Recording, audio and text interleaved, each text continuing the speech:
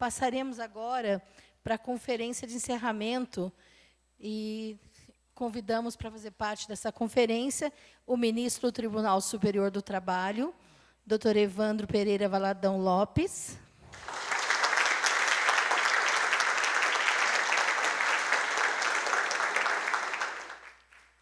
E essa conferência será apresentada pelo desembargador-presidente do TRT da 15ª Região, Dr. Samuel Hugo Lima.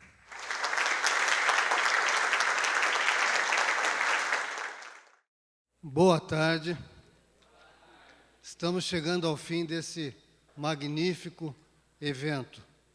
E, por isso, eu gostaria de começar fazendo alguns agradecimentos. Queria agradecer a presença dos jovens aqui que estão de branco. Todo esse evento aqui só tem importância se for para vocês. Senão seria mera conversa cheia de teoria, e nós estamos aqui para isso. Os poderes estão aqui por vocês e para vocês. Queria agradecer os que participaram desse evento, os que estão aqui presencialmente e os que nos acompanham à distância. Ministro Valadão, uma característica da 15ª é que é um tribunal espalhado. Eu, às vezes, digo que eu tenho inveja da colega da 2ª Região, São Paulo, porque num prédio só ele reúne vários magistrados. Aqui é espalhado. Por isso, nós sempre usamos a ferramenta telepresencial e tem a participação síncrona e assíncrona. E depois, inclusive, dá relatório e, inclusive, recebe a pontuação. Então, queria agradecer a presença de todos. Queria agradecer os organizadores desse evento, o desembargador João Batista e o Marcelo, que pegou, foi jogado na fogueira e saiu muito bem. João Batista, melhoras e parabéns, o trabalho que você faz é excepcional. Queria também dar os parabéns ao professor Oris.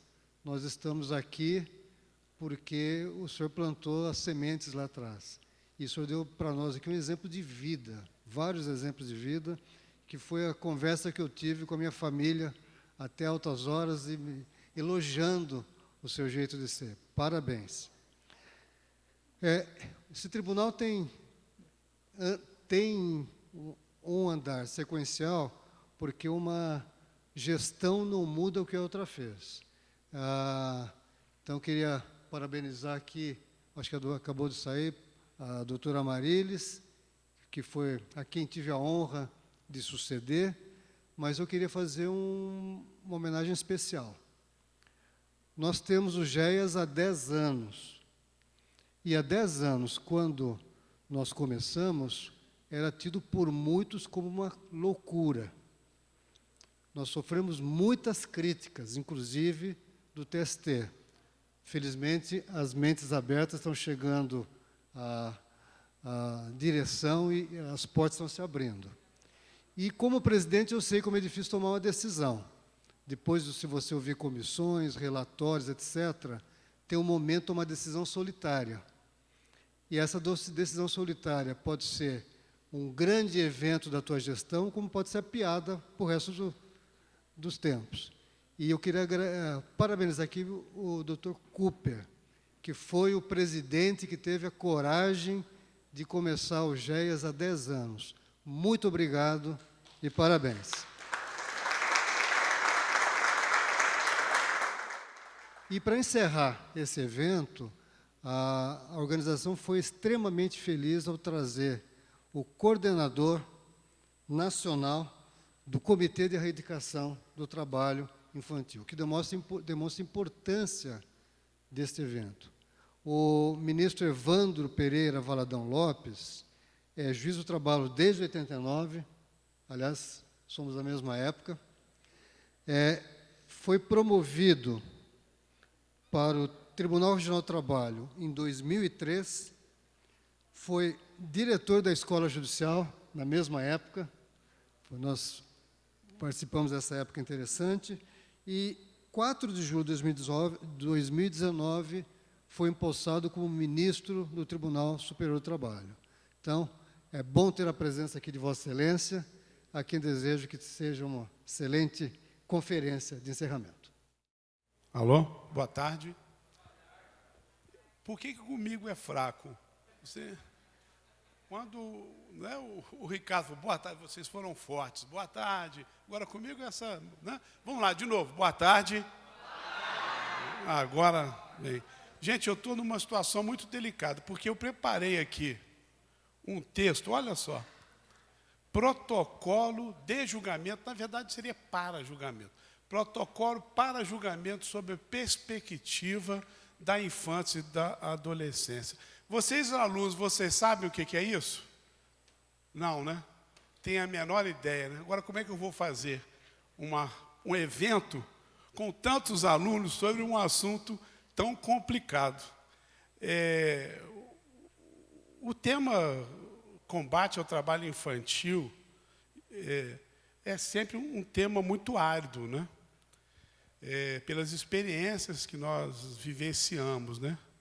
Então, não cabe aqui fazer uma graça, que normalmente eu faço, e quando eu falo por último, é porque quando a gente fala por último, todos já falaram o que tinha que dizer sobre o evento. A gente não tem mais nada para dizer.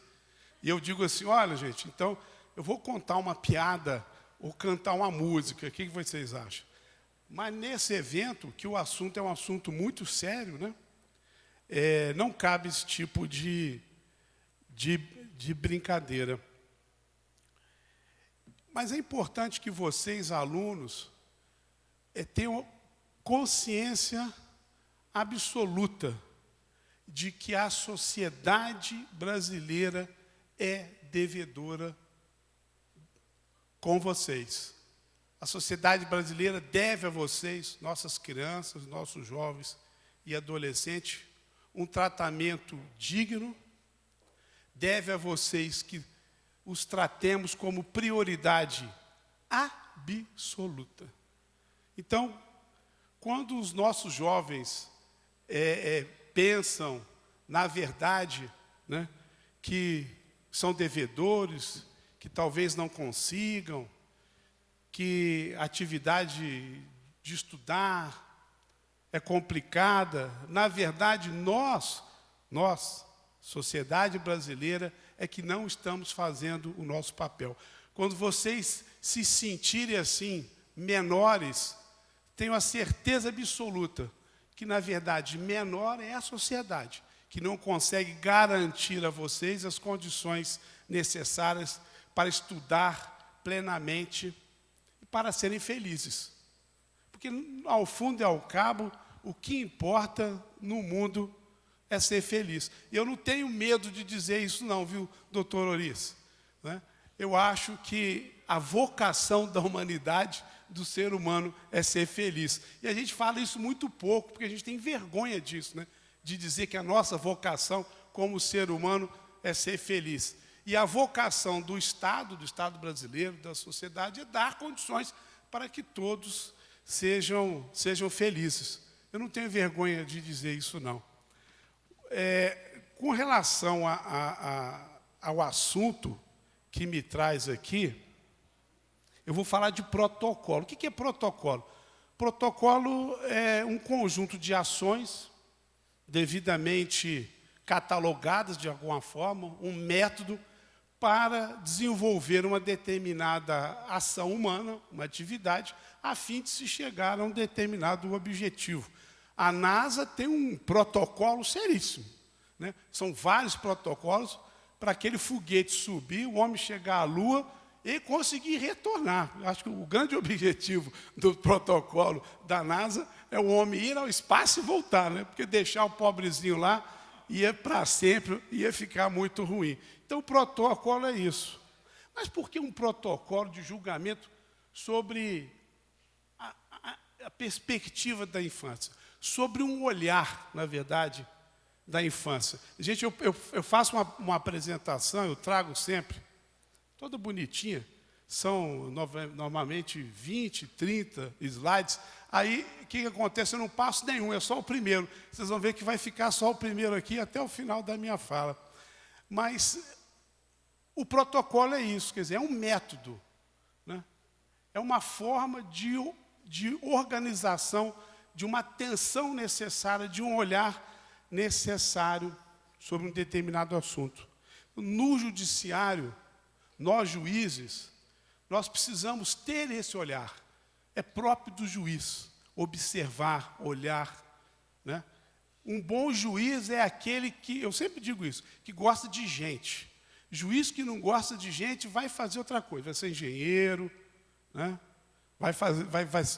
Esse gosta de números, né? Juiz, para ser juiz, tem que se importar com o outro, né?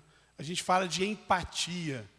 Ele tem que olhar e querer perceber e sentir a dor do outro. Não sei se vocês aí, né, têm esse exercício.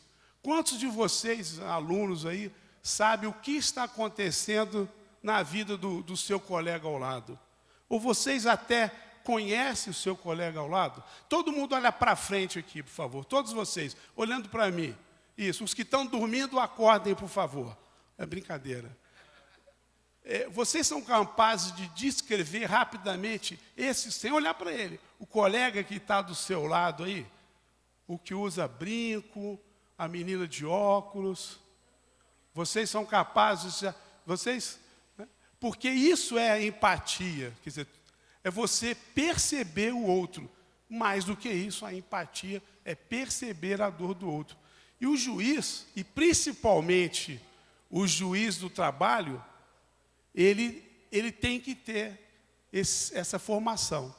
Não é isso, Ricardo? O juiz do trabalho, ele tem que ter esse sentimento de empatia. E esse protocolo aí é no sentido de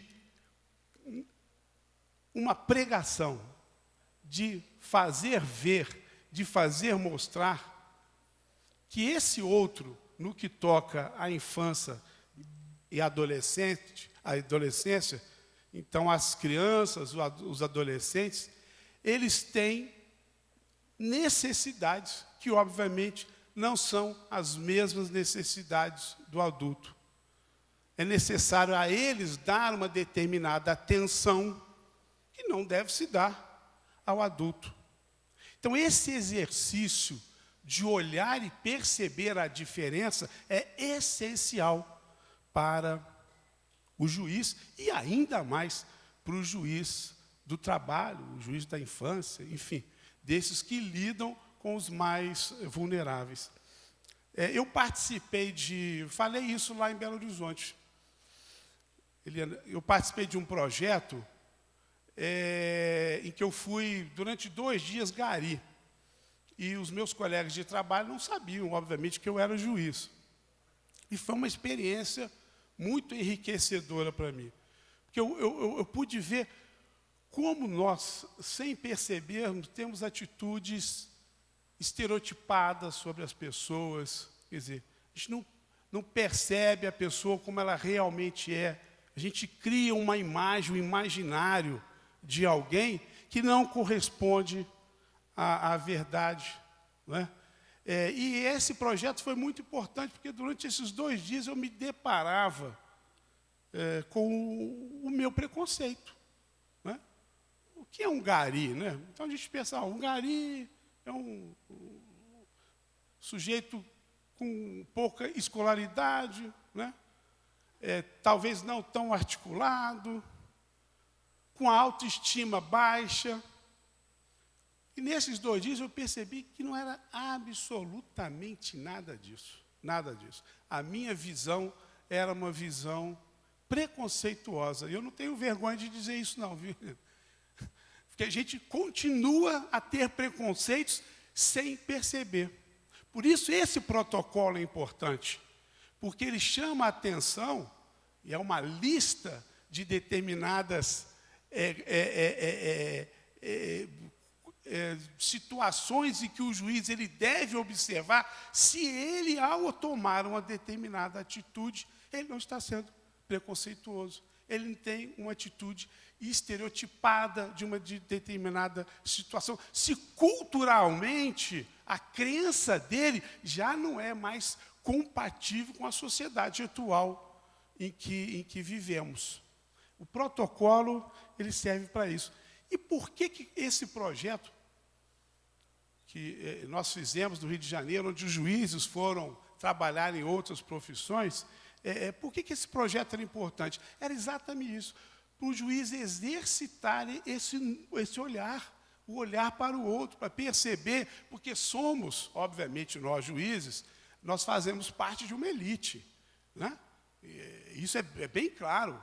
Os juízes, eles precisam de uma formação acadêmica muito forte, precisa tempo para estudar, né? E hoje em dia, no Brasil, infelizmente, não é todo jovem que tem uma formação escolar boa, não é? E não é todo jovem que pode passar de 3 a 5 anos na casa do papai, sentado numa cadeira, só estudando para ser juiz. Não é? Então, o objetivo desse projeto era exercitar esse olhar, é calçarmos as sandálias do outro, é poder perceber o outro, a dor do outro, as angústias do outro. Mas esse projeto começa mesmo, viu, Samuel, na minha casa. É que no condomínio onde eu morava, tinha uma senhora, uma faxineira, que passava por mim todo dia, dava bom dia, eu dava bom dia, e nós nunca trocávamos mais do que 2 ou 3 palavras. Um dia, eu, no meu apartamento, eu contratei uma arquiteta para fazer algumas coisinhas, e ela foi comigo comprar um piso. E ela, na verdade, ela me enganou. Porque quando eu cheguei na loja, eu falei assim, mas que piso lindo, era um piso grande, né? Que piso lindo. Ela falou assim, mas é piso de piscina. Eu falei, que pena que eu não posso colocar na minha casa toda esse piso. É um apartamento pequeno, então dava para colocar na casa toda. Ela falou assim, não, dá sim. Não, esse piso aí, vamos colocar. Coloquei. O piso é muito ruim. Ele arranha, fica escuro, está horrível. Quero trocar o piso há muitos anos e não consigo, porque é uma mão de obra se tocar o piso do seu apartamento. Passando por essa senhora, eu perguntei, olha, você não conhece um produto que eu possa passar, porque o piso da minha casa está encardido, está preto, está horroroso. Ela falou assim, não, eu conheço. Se o senhor quiser, eu posso dar o nome. Ela falou, e aí, como é fácil de aplicar? Eu falei, não, eu sei aplicar. Vamos fazer o seguinte, eu dou o nome do piso, do produto, o senhor vai e compra no sábado, eu estou de folga. Eu vou lá, aplico e ensino o senhor a como fazer o trabalho. Eu falei, maravilha. E assim foi. Assim foi. No sábado, essa senhora, que se chama Lucimar, minha amiga até hoje, apareceu na minha casa e foi lá me ajudar a fazer o trabalho. Lucimar passa por um pequeno corredor que eu tenho e olha 2 fotos da minha filha, que hoje tem 10 anos, mas na época era um bebê, em preto e branco. Lucimar vira e fala assim, olha que lindo, eu adoro fotos em preto e branco, porque elas são capazes de reproduzir de uma forma muito melhor uma história. Acho que as cores tiram esse contar da história.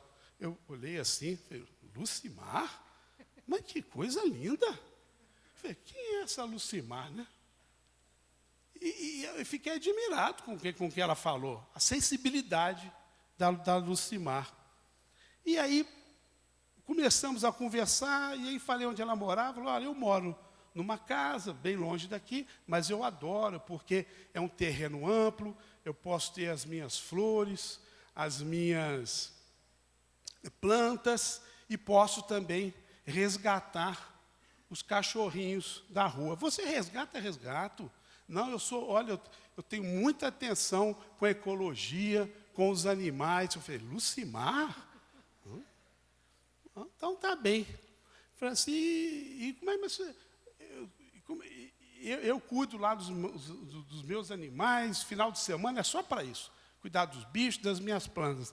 Menos no sábado de tardinha, que eu vou para o meu curso de teatro.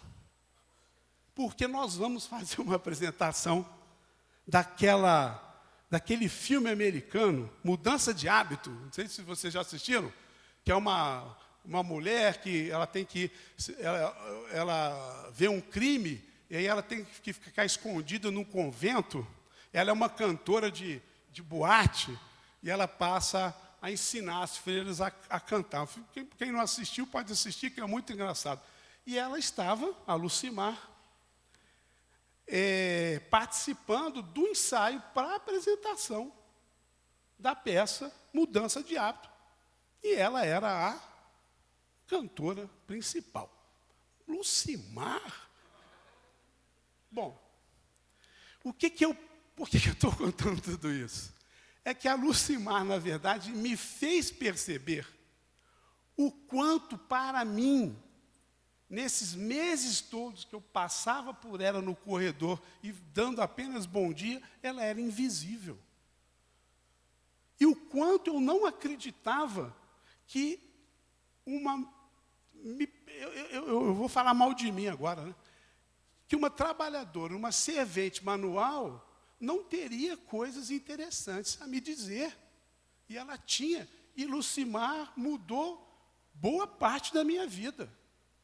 Boa parte da minha vida. Porque depois desse evento, eu fui à escola do juiz, que eu era o diretor, entendi que o que acontecia comigo talvez estivesse acontecendo com muito mais gente, acontecia, e fizemos esse projeto magnífico que durou durante 5 anos, 2 livros sobre a invisibilidade social. Porque me parece que isso é uma questão muito séria. Quando você não consegue enxergar o outro, as suas deficiências, as suas agruras, mas mais do que isso, as suas qualidades, né? O Brasil é um país cruel. Darcy Ribeiro, que é um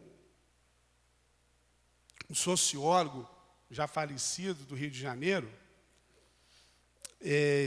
que fez um projeto interessantíssimo do CIEPS do Rio de Janeiro, talvez a maior e melhor experiência, e poderia ser a mais bem-sucedida experiência do ensino brasileiro, volto a repetir, né, de ensino integral, professores qualificados. Quer dizer, a criança e o adolescente, o jovem, como prioridade absoluta. Esse projeto do Darcy Ribeiro, ele foi criticado, né, foi bombardeado, e depois que o Brizola deixou a governança do Estado do Rio de Janeiro, ele, infelizmente, passou a ser como qualquer outro projeto educacional no Brasil.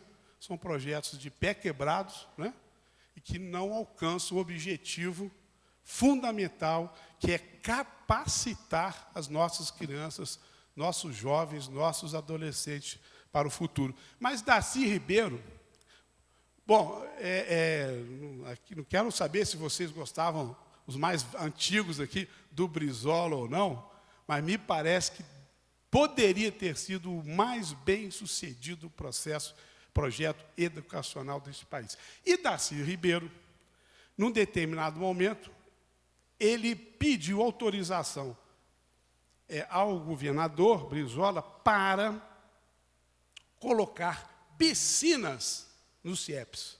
E ele foi bombardeado, criticado. Como colocar piscina numa escola pública? Mas que absurdo! Como se os alunos de escola pública não tivessem o direito de nadar numa piscina. Porque, normalmente, no Brasil, infelizmente, os alunos de escola pública são de uma classe social que não é da nossa elite. Só a elite pode nadar em piscina. Esse projeto foi criticado, mas muito criticado. E a ideia dos CIEPs também foi criticada porque se gastava muito. Não podemos dar educação de qualidade porque é muito caro. porque é muito caro. Mas nós podemos dar hoje, desligue os microfones aí, né, vários bilhões para o fundo partidário. Isso não é caro? Não é caro, não é custoso dar uma boa educação no país. Não é custoso. Acho que nós estamos errando o alvo aí. Mas essa ideia de tornar o mais vulnerável invisível é uma estratégia extremamente perigosa e infeliz. E aí, por que o protocolo? Porque ele quer conscientizar os juízes de que, quem sabe, ele não tem uma atitude estereotipada, preconceituosa, arraigada em conceitos e convicções antigas, como, por exemplo, CIEP não pode ter piscina. Eu vou dar uns exemplos aqui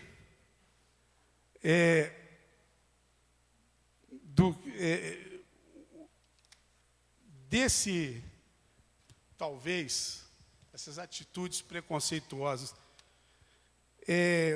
Um determinado juiz, aí eu não vou falar mal do juiz do trabalho, não, só do juiz do civil. Tem algum do civil aqui? Então posso falar mal, porque diz o Ariano Suassuna que a gente tem que falar mal pelas costas mesmo, porque falar mal pela frente é falta de educação. Mas um juiz do estado, do estado eu vou falar, gosto muito do Ceará, mas esse juiz é do Ceará. Um determinado médico estava sendo processado por abuso sexual, importunação sexual. E lá pelas tantas, no interrogatório dessas mulheres, esse juiz faz algumas afirmações, tipo assim: mulher, abre aspas, é bicho da língua grande, hein? E que chutam as partes baixas dos homens. Ele fala isso em audiência. E fala isso para quem? Para as vítimas, que provavelmente, né, teriam sido abusadas por esse médico. Um outro caso, o advogado, numa audiência criminal, em que uma testemunha, tendo presenciado um crime, ao depor dos fatos, começou a chorar copiosamente, o advogado pega um copo d'água, não sei se vocês viram esses casos que eu estou falando aqui, são conhecidos, pega um copo d'água e entrega para a testemunha que estava chorando copiosamente. E o juiz diz assim: retire a água agora, pois não autorizo que o senhor sirva a água a ela. Isso aqui é um tribunal. Não é?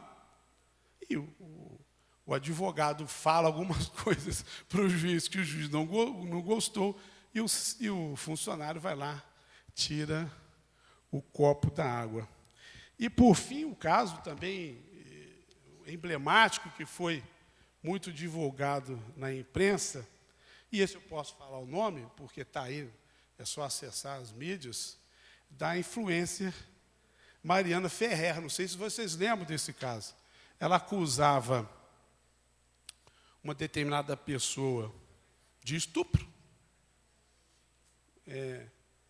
E o advogado, quando ela começa a relatar o estupro e começa a chorar, o advogado do acusado diz o seguinte: esse choro é falso, dissimulado. Essas lágrimas são lágrimas de crocodilo. Pare com isso, Mariana. Bom, o que fez o juiz? Perguntou se ela queria beber um copo d'água. E o que fez o promotor? Também absolutamente nada. mais à frente, o promotor, na verdade, elogia o juiz porque ele estava fazendo uma audiência virtual. Como se aquele fato ali não era um fato sem importância. A vítima, né, depondo e com essa agressão gratuita. Claro que isso é uma tática, uma técnica de defesa do advogado. Eu só não sei se o juiz deve permitir tamanha agressão. O promotor, então, elogia o juiz agradece. E aí a Mariana reclama de que o laudo pericial demorou muito para sair. Estávamos na pandemia. Ela, olha, além do mais, o laudo pericial, com o meu exame, demorou muito. E o promotor diz, você estava indo tão bem até agora, mas começa a questionar o Instituto Geral de Pesquisa, de Perícias. Essa foi a fala do promotor. O que me parece, ao fim e ao cabo, é que essas pessoas, me perdoem, não estavam preparadas, nem o juiz, nem o promotor, para atuar em casos tão delicados como os casos de abuso sexual, relacionados a gênero e outros tantos, talvez, quem sabe, relacionados à infância e à adolescência. Então, o meu objetivo hoje aqui, eu vim preparado para falar para juízes, né? Eu estou falando aqui para os alunos, meu objetivo hoje aqui era trazer, primeiro, um arsenal teórico para justificar a necessidade de um protocolo. E depois sensibilizar os juízes de que esse protocolo é necessário e de que devemos dar atenção especial a essas determinadas situações, sob pena de uma expressão, a gente fala muito, não é isso, Rosemaria, de revitimização da violência, que talvez violência institucional. Então, a vítima, ela é violentada pelo agressor e essa violência continua agora pelo próprio Estado, aquele que deveria protegê-la. Então, o protocolo é isso. É um alerta aos juízes, aos operadores do direito, não só aos juízes, porque o Ministério Público do Trabalho também, né, tem que participar desse objetivo de dar o conforto necessário à vítima, para que ela não seja revitimizada, não é? Mas esse alerta para esse olhar que é um olhar diferente diante das especificidades biopsicológicas de uma criança, de um jovem, de uma mulher, de uma pessoa que foi agredida.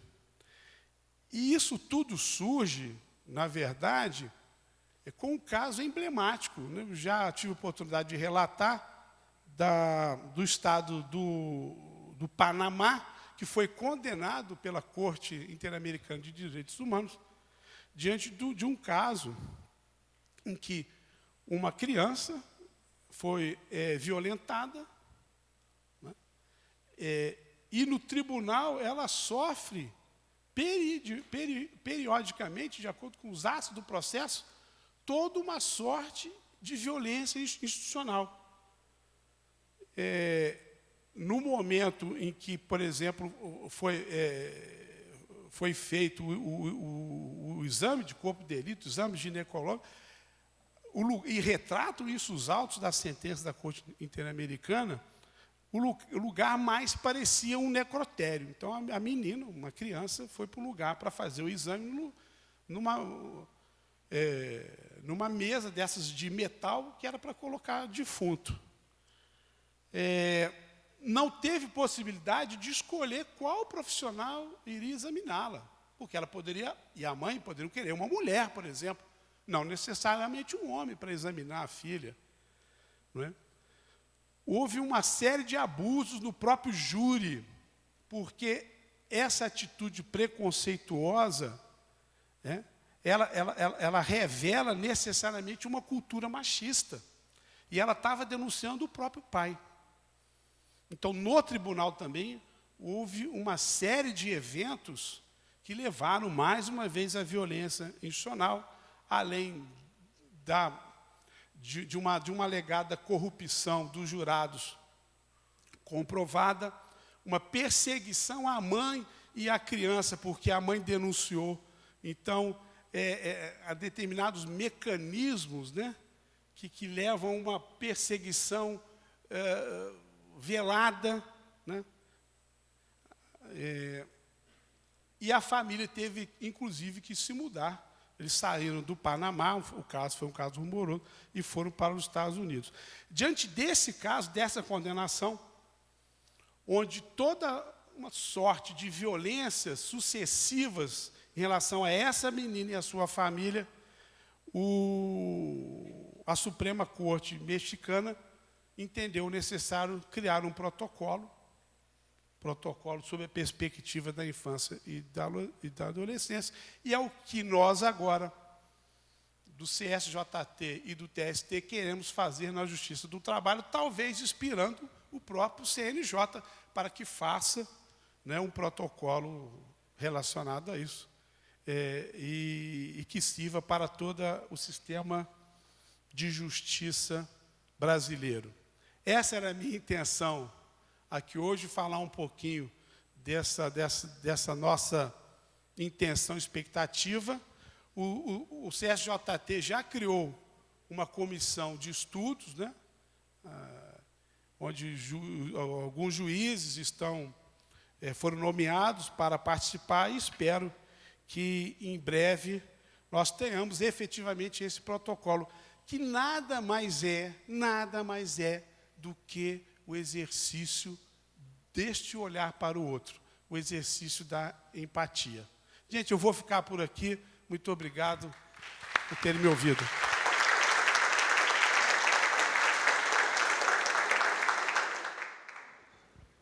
Muito obrigado, ministro Valadão. Nós assistimos palestras teóricas aqui, mas elas de nada valem se nós não levarmos em conta o público-alvo desse seminário, que são os jovens adolescentes aqui presentes. Pena que os colegas que estão assistindo à distância não possam ver essa cena desses jovens aqui presentes, e sem vocês nós não temos razão para existir. Eu encerro essa cerimônia agradecendo a presença do ministro Valadão e devolvo a palavra à nossa mestre de cerimônia.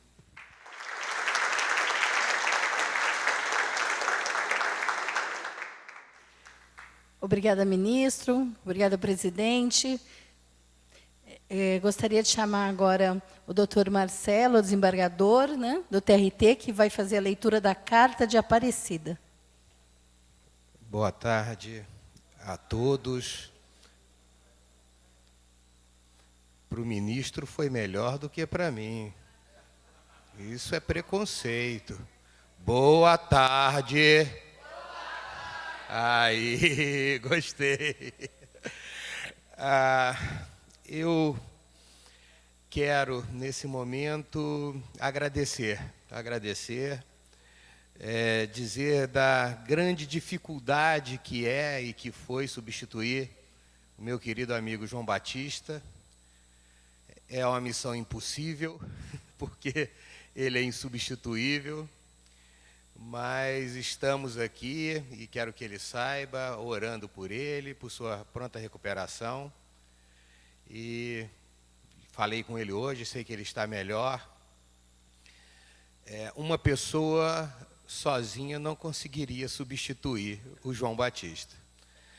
Então, eu quero agradecer especialmente a colega Eliana, o colega Ademar, a colega Márcia, a colega Thaisa, que foram de forma hercúlea, né, se empenharam nesse trabalho. Minha gratidão do fundo do coração. Sem vocês, certamente nós não teríamos chegado ao êxito que chegamos nesse final. Agradecer ao presidente Samuel o apoio que nos deu e que nos dá sempre, né, ao nosso comitê, um companheiro que nos auxilia sempre quando é necessário. Agradecer ao nosso querido presidente eterno, Flávio Cooper, por sua atuação, sempre em defesa das nossas crianças, dos nossos adolescentes. E é um sentimento mesmo de gratidão que tenho. Agradecer ao ministro Evandro. Seja sempre bem-vindo, ministro, aqui. A casa é do senhor também, saiba disso. E, com tanta gratidão, eu vou encerrar o nosso evento lendo a carta de Aparecida, a 8ª carta de Aparecida, na verdade, fazendo uma releitura, uma nova leitura, porque ela foi lida pelo ministro Lélio no último dia 12, que é o presidente do Tribunal Superior do Trabalho, e essa carta ela retrata tudo que foi dito aqui. Ela é um retrato fiel de tudo que discutimos em prol das nossas crianças, dos nossos adolescentes, nesses 2 dias.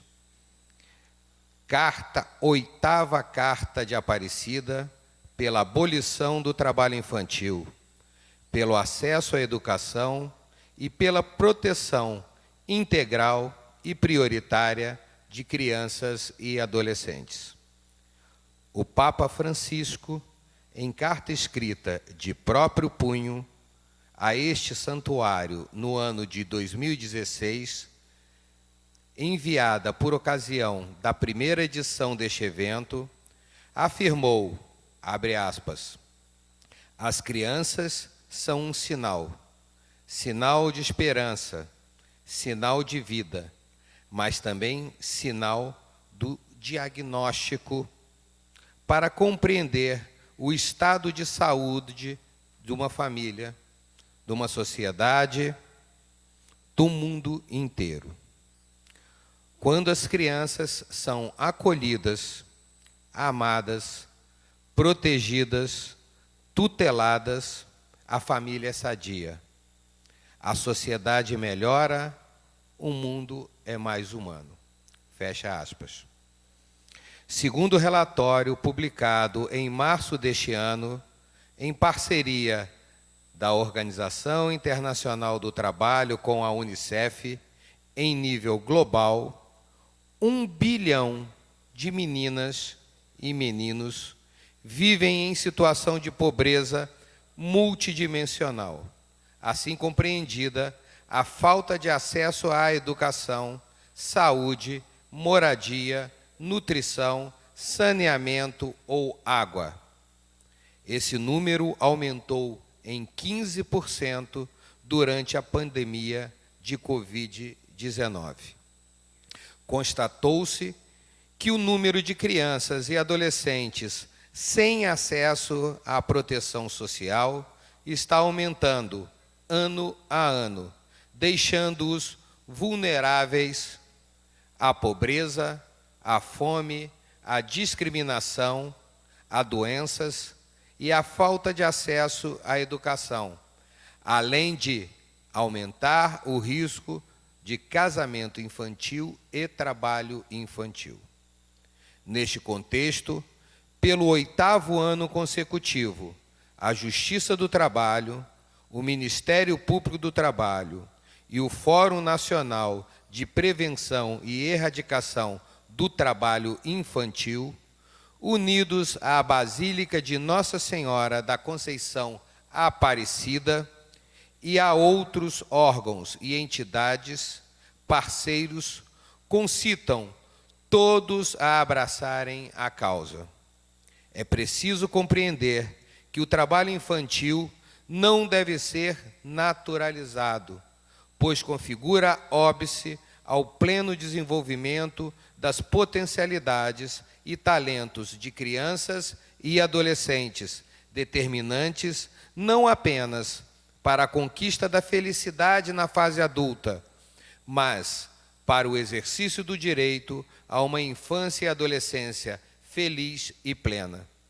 Nos termos da Constituição da República de 1988, é proibido qualquer trabalho a adolescentes com menos de 16 anos, salvo na condição de aprendiz, a partir de 14 anos. A erradicação do trabalho infantil é imprescindível à concretização do direito ao trabalho decente, assim como a inserção do Brasil no cenário internacional de crescimento econômico sustentável, inclusivo e sustentado. Além disso, é dever constitucional, legal e cristão de cada um e de todos, Estado, sociedade, comunidade e família, conferir proteção integral e absolutamente prioritária a crianças e adolescentes, notadamente a meninos e meninas em situação de maior vulnerabilidade. Assim, lutemos juntos, sem cessar, para que todas as crianças possam alcançar o desenvolvimento e a felicidade a partir do lúdico. Que crianças e adolescentes, como titulares de direitos, tenham assegurado o acesso primordial à educação pública de qualidade, gratuita, universalizada, atrativa, em tempo integral, que verdadeiramente prepare para o exercício pleno da cidadania. Não podemos esmorecer. A conscientização é nosso instrumento mais poderoso. Inspirados naqueles que desde o início se dispuseram a enfrentar esta chaga social, engajemo-nos todos nessa luta contra o trabalho infantil, que só cessará quando não houver qualquer criança ou adolescente explorado. Finalmente, que a escola seja espaço de aprendizagem, de convivência democrática e plural, semeando o germe do pensamento reflexivo e crítico, que se converterá em farol a iluminar a senda segura de um futuro mais justo e menos desigual. Aparecida, outubro de 2023. Muito obrigado.